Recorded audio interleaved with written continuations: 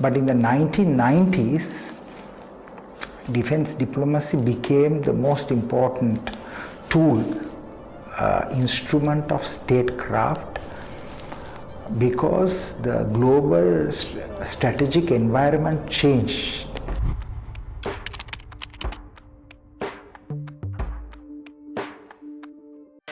It has been one of Russia's biggest air attacks in this war. Civilian and power infrastructure targets were struck and took parts of the western regions of Darfur and North Kordofan states. More than 33,000 Palestinians. The relation between President Biden and Benjamin Netanyahu has broken down. People in Sudan woke up to the sounds of explosions. Both sides seem to have underestimated each other's strength. Which was initially supposed to be short, has dragged on for months. Heavily on its air power, kept control of its general command and showing Ukrainian drones striking a tower block in the city.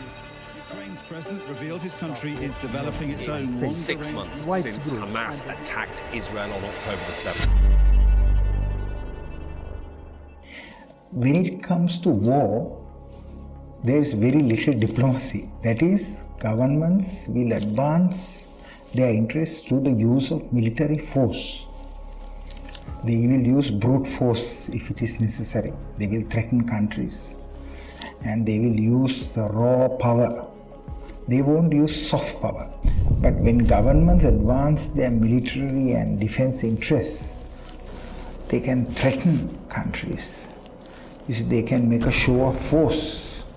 But when it comes to defense diplomacy, it's done all, with smiles, with friendship, with the support and the blessings of the country you are engaging.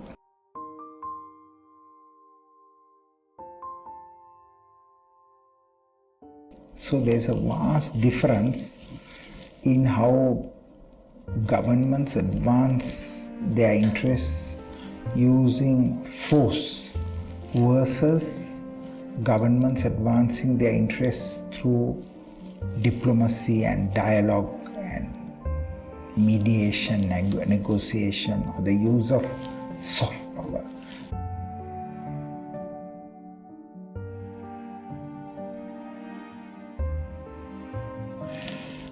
Diplomacy is a very vast field. So there is what is called traditional diplomacy, which is state-to-state relations, governments to government. Then there is public diplomacy, where government will engage the people of another country. Then there is media diplomacy, where they will engage the television, the print media and other forms of media to advance that country's international and national interest in another country. But defense diplomacy pertains primarily to the domain of advancing military, security, intelligence interests.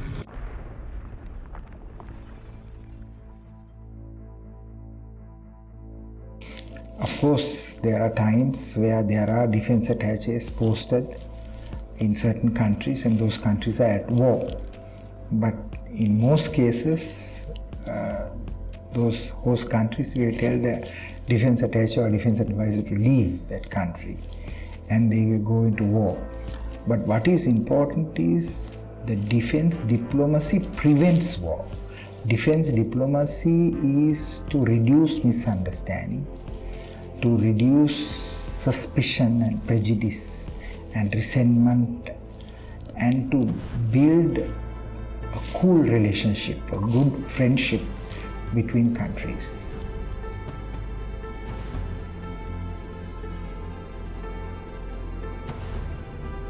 Defense diplomacy is a term for defense relations overseas. That is to stabilize the regional and the international environments. Governments use defense diplomacy as a tool to build friendly relations or engagements with neighboring and distant countries.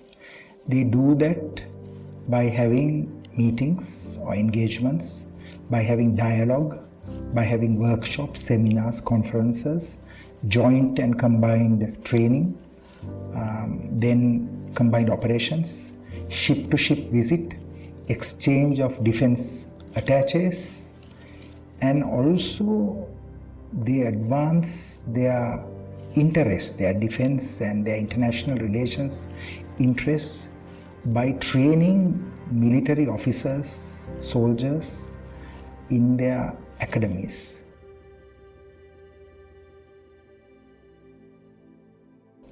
Defense diplomacy essentially is a very peaceful form of dialogue, discussion, advancing interests. It's done through engagement, heightening interests, discussion, dialogue. It's not using military force. Certainly it advances military to military interests, but it's done in a way that is very amicable, very peaceful. So it's a very wide and a broad subject. It largely developed after the Cold War, because in the Cold War the countries split into the East Bloc and the West Bloc. So the Soviet Union, they engaged their partners with defense diplomacy, and the United States and Europe engaged their partners with defense diplomacy so that they can have more friends and more allies and more cooperation, more collaboration and more partnership. But in the 1990s, defense diplomacy became the most important tool, instrument of statecraft, because the global strategic environment changed.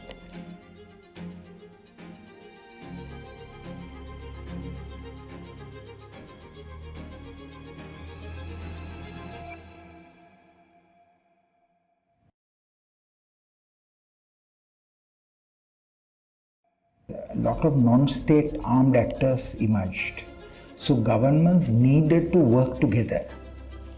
So, and after 9/11 especially, the terrorist attack, where Al-Qaeda attacked America's most iconic landmarks, the United States invested a lot in defense diplomacy through exchange of personnel, common databases, joint training, joint operations, sharing of expertise, resources and experience.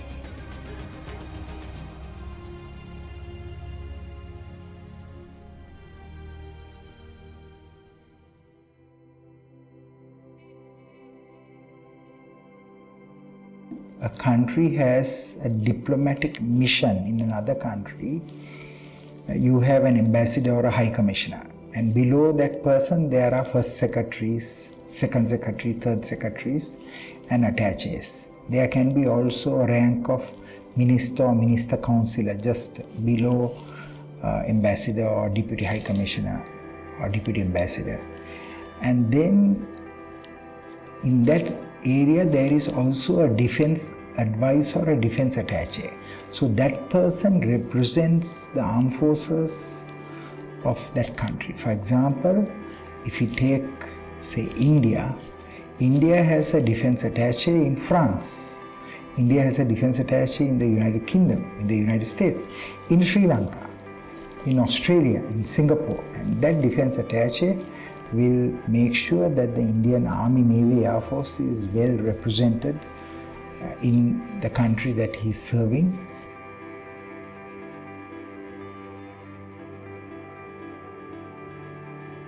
Countries that don't have so much of resources, they just have a defense attaché, and that defense attaché will cover cyber, military to military interests, security and intelligence, and also law enforcement or police attaches work. But the most specialized and the larger, well-resourced embassies, say like the United Kingdom, like Germany, like France, like the US, if a country is of huge value to them, they will have specialist attaches, defense attaches. They will have even air attaches, army attaches, navy attaches. Then they will have cyber attaches, and they will have law enforcement or legal attaches.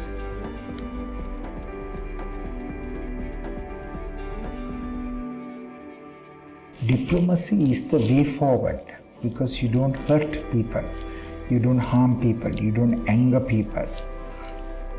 But when it comes to the use of military force, lives are lost, people are injured, people are maimed, people are killed. So